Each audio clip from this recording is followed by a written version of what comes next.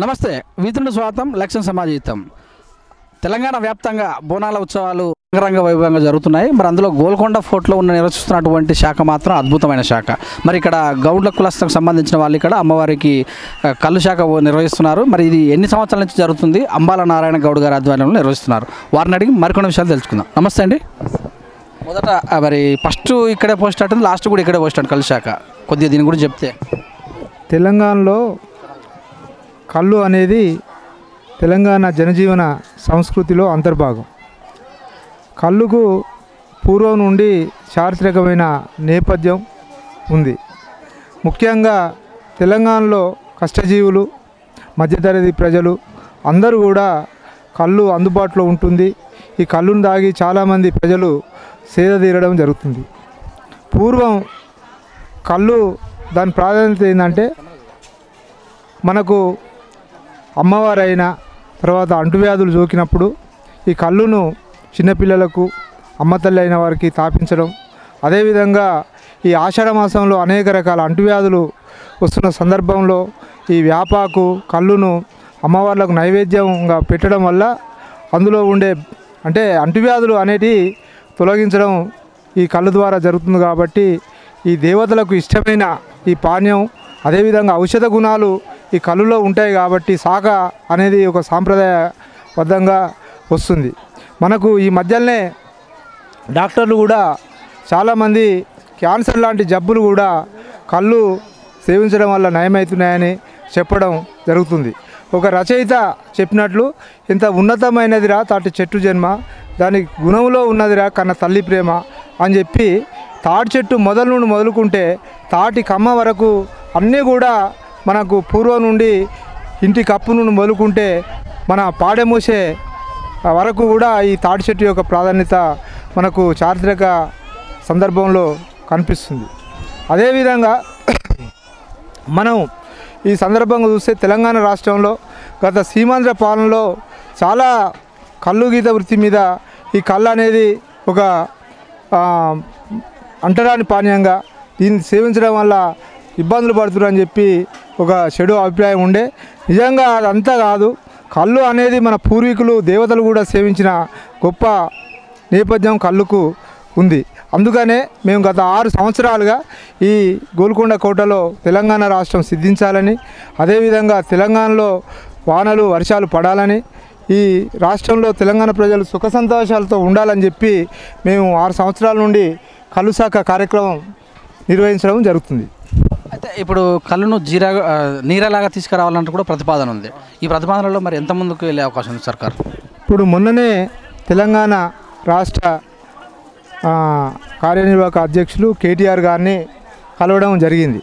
ఆయన తెలంగాణలో 3 నీరా యూనిట్లను తీసుకొస్తామని చెప్పి మేమే మా గౌడ ఐక్య సాధన సమితి ఆధ్వర్యంలో అందరం ప్రతినిధి బృందం మంత్రి శ్రీనివాస్ గౌడ్ గారి నేతృత్వంలో కలవడం జరిగింది. అందుకు కేసీఆర్ తెలంగాణలో గీత వృత్తి పట్ల గౌడ సమాజం పట్ల చాలా సానుకూలంగా ఉండ్రు.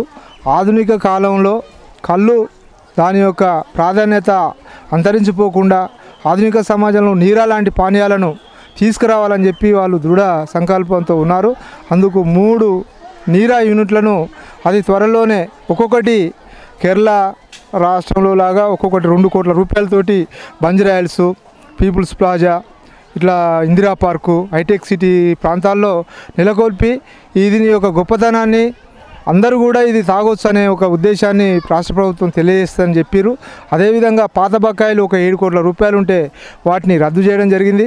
ఈ మధ్య కాలంలోనే సర్వాయిపేట గుట్టలకు సంబంధించి దీనికి మైనింగ్ వాళ్ళు ఆర్డర్ జీవో కాపీ తెచ్చుకుంటే దాన్ని కూడా ఆయన ఒక తెలంగాణ బహుజన వీరుడు, అదేవిధంగా తెలంగాణ ఆత్మగౌరవం కోసం స్వయంపాలన కోసం 350 సంవత్సరాల క్రితమే పోరాడింది. కాబట్టి దళిత బహుజనులను ఏకం చేసి గోల్కొండను చేయించిన గొప్ప చరిత్ర ఆయనకు ఉంది. కాబట్టి ఆ జీవోను రద్దు చేయాలని చెప్పగానే ముఖ్యమంత్రి గారు అదేవిధంగా మంత్రి శ్రీనివాస్ గౌడ్ గారు కేటీఆర్ గారు స్పందించి వెంటనే దాదాపు 4000 ఎకరాల ఆ సర్వాయిపేట గుట్టలను కూడా కాపాడడం జరిగింది.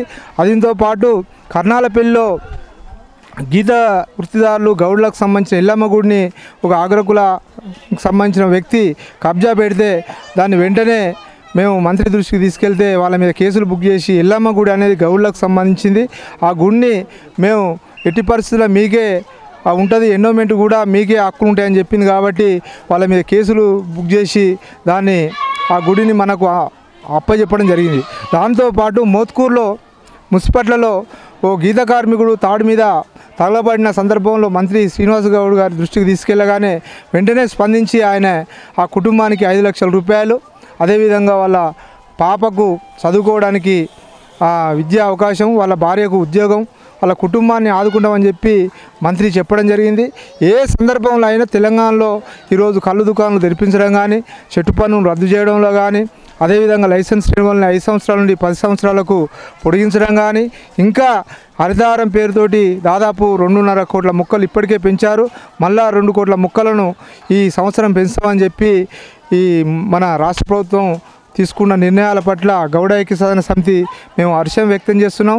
రానున్న రోజులలో కూడా గీత వృత్తి ఆధునీకరణ చెందాలి, అదేవిధంగా వృత్తిలో ఆధునిక పరికరాలు రావాలి, కళ్ళు ఉత్పత్తులను ప్రోత్సహించాలి, కళ్ళుకు మార్కెట్ తీసుకురావాలి, అదేవిధంగా గీత కార్మికుల సంక్షేమం, సర్వే పాపన జయంతిని అధికారికంగా నిర్వహించాలి, ట్యాంక్ బండ్ మీద ఆయన విగ్రహం ఏర్పాటు చేయాలి. ఇలాంటి అనేక నిర్ణయాలను మంత్రి శ్రీనివాస్ గౌడ్ గారి దృష్టికి తీసుకెళ్తే ఈ ప్రభుత్వం మనది, మన ముఖ్యమంత్రి గారు గీత కార్మికుల పట్ల గౌడ్ల పట్ల చాలా సానుకూలంగా ఉండరు కాబట్టి మీరు అన్నిటికీ మేము ఉన్నాం, ఏదే విషయమైనా మా దృష్టికి తీసుకురాలి, మేము పరిష్కరిస్తామని చెప్పి వాళ్ళు హామీ ఇవ్వడం జరిగింది. ఆ సందర్భంలోనే మేము ఈ కళ్ళు శాఖ అనేదాన్ని ఒక చారిత్రక గౌడ్ల పండుగగా, ఇది ఒక తెలంగాణలో గౌడ్లకు ఐకాన్గా నిర్వహిస్తూ ఈరోజు గోల్కొండలో సర్వై పాపన్న ఈ కోటను జయించిన చారిత్రక సందర్భం ఉంది.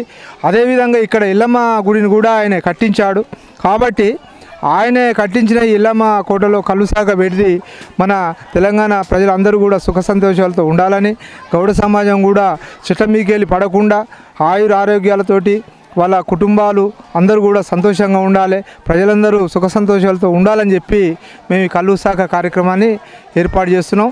దీనికి ఇప్పుడే మన శాసన మండలి మాజీ చైర్మన్ స్వామిగౌడ్ గారు, అదేవిధంగా మాజీ ఎంపీ బూర నరసయ్య గారు ఇద్దరు కూడా వస్తున్నారు. మా రాష్ట్ర కమిటీ అందరూ కూడా బబ్బూరు భిక్షపతి గౌడ్ గారు, బూడిద నరసయ్య గౌడ్ గారు, అదేవిధంగా బస్వ సోమన్న గారు, అదే పాటు గట్కేశ్వరు మన కిషోర్ అన్న, తర్వాత వీరస్వామి గౌడు, ప్రశాంత్ గౌడు, ఇంకా నాగరాజు గౌడు, మన మిత్రులు రమేష్ గౌడు, చాలామంది ఒక 500-600 మందితోటి ఈ కార్యక్రమం నిర్వహించడం జరుగుతుంది. గౌడ్లలో కూడా చాలా వరకు శాఖలు ఏర్పడ్డాయి. శాఖలు అంటే వివిధ రకాలుగా పోరాటం చేస్తారు. మరి వీళ్ళందరినీ కూడా కలుపుకొని వెళ్ళి ఈ యొక్క కార్యక్రమాన్ని విజయవంతం చేయాలనే ఆలోచనలు ఏమైనా ఉన్నాయా? ఈ గౌళ్ళు ఒక తల్లికి 5 కొడుకులు ఉంటే 5 ఆలోచనలు భిన్నంగా ఉన్నా కూడా వాళ్ళని అందరినీ కూడా ఒక వేదిక మీద తీసుకురానికే మేము తెలంగాణ గౌడ సంఘాల సమన్వయ కమిటీ ఏర్పాటు చేసి, అభిప్రాయ భేదాలు సంఘాలకు భిన్న అభిప్రాయాలు ఉన్నా కూడా ఒక కాస్ కోసం పనిచేసేటప్పుడు అందరి ఆలోచన, అందరి ధ్యేయం ఒకటి ఏంటంటే మన సమస్యలు పరిష్కారం కావాలి, మనం అభివృద్ధి చెందాలనేదే కాన్సెప్టు. ఆ కాన్సెప్ట్ మీదనే మేము అందరినీ ఐక్యం చేసుకుంటూ ఈరోజు గౌడ ఐక్య సాధన సమితిని పెట్టినాం. ఏ సంఘమైనా కూడా అందరూ ఒక వేదిక మీద రావాలి. ఇప్పుడు మీరు ఒక వర్గం అని ఏముండదు, ఇలా కులంలో ఉండే వాళ్ళంతా కులమే, ఒక తల్లికి పేర్లు వేరున్నా కూడా సంఘాలన్నీ కూడా ఒక్కటే అనేది మా అభిప్రాయం. మేము ఇప్పటికే ఆ ప్రయత్నం చేసినాం, సమన్వయ కమిటీ అని పెట్టినాం, 12 సంఘాలను ఏకం చేసినాం. రానున్న రోజులల్లో ఐక్య ఉద్యమాలతోటి మా సమస్యలన్నింటినీ కూడా పరిష్కరించుకుంటాం.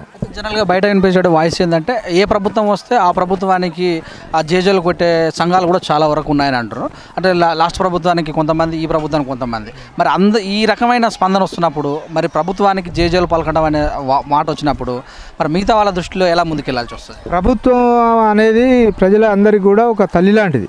రాష్ట్ర ప్రభుత్వాలు, ముఖ్యమంత్రులు అంటే వాళ్ళు ఏంటంటే ఈ రాష్ట్రానికి వాళ్ళు పెద్ద దిక్కు. వాళ్లకు మన సమస్యలు అనేటివి మనం అడుకోవాలి, హక్కులు సాధించుకోవాలి. ఇప్పుడు అడుగైంది అమ్మాయిని అన్నం పెట్టదు అన్నట్టు ప్రభుత్వానికి మనము అడుగుతూనే మన సమస్యలు పరిష్కారం అవుతాయి. కాబట్టి రాష్ట్ర ప్రభుత్వం వాళ్లకు మనకు సంబంధం లేదన్నట్టు కాదు, వాళ్ళలో మనం భాగస్వాములమే. రాష్ట్రంలో ఉండే అన్ని వర్గాలు కూడా రాష్ట్ర ప్రభుత్వంలో భాగస్వాములు కాబట్టి మన హక్కులను కానీ మన సమస్యలను కానీ అడుక్కొని సాధించుకోవాల్సిందే. కాబట్టి అట్లాంటిది జేజేలు కొట్టడం ఏం లేదు. మన ప్రభుత్వాలను మనం తెలంగాణ రాష్ట్రం వచ్చింది, ఇదివరకు మనకు చాలా సమస్యలు పరిష్కారం కాలేదు. కళ్ళు దుకాణాలు రాకపోతే కళ్ళు దుకాణాలు తెరిపించారు, రెంటలు ఉంటే రెంటలు తొలగించారు. చెట్లు ఈ 70 ఏళ్ళ కాలంలో ఏ ప్రభుత్వం పెంచలేదు. ఇప్పటికీ 5 కోట్ల మొక్కలు పెంచారు. ఇంకా మనకు లైసెన్స్ రేట్లు 10 ఏళ్ళకు చేశారు. దీంతో పాటు 1,00,000 మందికి 1000 రూపాయల పెన్షన్ ఇస్తున్నారు. ఇలాంటి కార్యక్రమాలన్నీ కూడా చేస్తున్నారు. కాబట్టి మనం రాష్ట్ర ప్రభుత్వాన్ని మనకు వేరే దానిగా చూడకుండా ఇది మన ప్రభుత్వం, మన పాలన కాబట్టి మనం స్వయం పాలన ఈరోజు తెలంగాణలో సాధించుకున్నాం. ఈరోజు గోల్కొండలో మనం బోనాలు చేసుకున్నామంటే మన పాలన వచ్చింది కాబట్టి ఇక్కడ కళ్ళు శాఖ కానీ ఇక్కడ కళ్ళు సంబంధించిన ఈ హైదరాబాద్లో కళ్ళు ఈ శాఖ వేయడానికి కూడా మనకు అవకాశం లేకుండే, తెచ్చుకుంటే కూడా మా మీద కేసులు పెట్టారు. కానీ ఈరోజు స్వచ్ఛందంగా ఒక స్వచ్ఛమైన కళ్ళును అమ్మవారికి సాగబోసుకునే పరిస్థితి వచ్చిందంటే ఇది మన తెలంగాణ స్వయం పాలన వల్లే సాధ్యమైంది. గౌరవ ముఖ్యమంత్రి కేసీఆర్ గారు, అదేవిధంగా కేటీఆర్ గారు, శ్రీనివాస్ గౌడ్ గారు, స్వామి గౌడ్, బూర నరసయ్య లాంటి పెద్దలు, మేమందరం కూడా మా సంఘం వర్కింగ్ ప్రెసిడెంట్ బబ్బూరు భిక్షపతన్న, మా నాయకులు అందరం కూడా మేము దగ్గరుండి సాధించుకున్న హక్కులు ఇవి. మేము ఏదో అది కాదు, సాధించుకొని ఈరోజు మేము ఈ పండుగ చేసుకున్నాం. ఇది ప్రజల గౌడ సమాజం యొక్క పండుగ. సబ్బండ వర్గాలు కళ్ళు తాగుతారు కాబట్టి అన్ని వర్గాలను ఆహ్వానించినాం. కాబట్టి ఇది మా యొక్క పండుగలాగా మేము చేసుకుంటున్నాం. ఇది గతంలో కూడా వైఎస్ఆర్ సీఎంగా ఉన్నప్పుడు కూడా కొంతమంది వైఎస్ఆర్ దేవుడు అని గౌండ్లకు అన్ని రకాలు చేస్తున్నారని కళ్ళు కాంపౌండ్ కూడా మూసిన సందర్భాలు ఉన్నాయి. అప్పుడు కూడా హైదరాబాద్లో ఉన్నటువంటి చాలామంది గౌడ్స్ అంతా రోడ్డు మీద పడ్డ సందర్భాలు ఉన్నాయి. ఆయనను కూడా చాలామంది దేవుడు అనే అదే మన గౌండ్లో ఉన్న ఒక వర్గం వాళ్ళు దేవుడు అనేవాళ్ళు. ఇప్పుడు కూడా అదే పరిస్థితి నెలకొంటుంది అని అంటారు. మరి నిజమేనా ఈ పరిస్థితి? మీరు ఎలా? అట్లాంటిది ఏం లేదు. తెలంగాణలో ఆంధ్ర సమైక్యాంధ్రలో గీత వృత్తి అది ఒక దానికి చీకటి రోజులు. తెలంగాణ వచ్చినాక మన బతుకులు మారినాయి. ఈరోజు హైదరాబాద్లో అందరికీ ఉపాధి అవకాశాలు ఒక 10,000 మందికి దుకాణాలు తెరిపించడం వల్ల 10,000 మంది బతుకుతారు. చెట్లు పెంచుతారు. 1,00,000 మందికి 2,000 రూపాయల పెన్షన్ ఇస్తారు. 1,00,000 రూపాయలు 2 లక్షలు ఎక్స్గ్రేషన్ ఈరోజు 5 లక్షలు చేశారు. ఇవన్నీ మనం సాధించుకున్న విజయాలు. కాబట్టి తెలంగాణ స్వయం పాలనలో మన బతుకులు ఇంకా మారుతాయి. మేము ప్రభుత్వం దగ్గర మేము ప్రతినిధులుగా ఉన్నాం.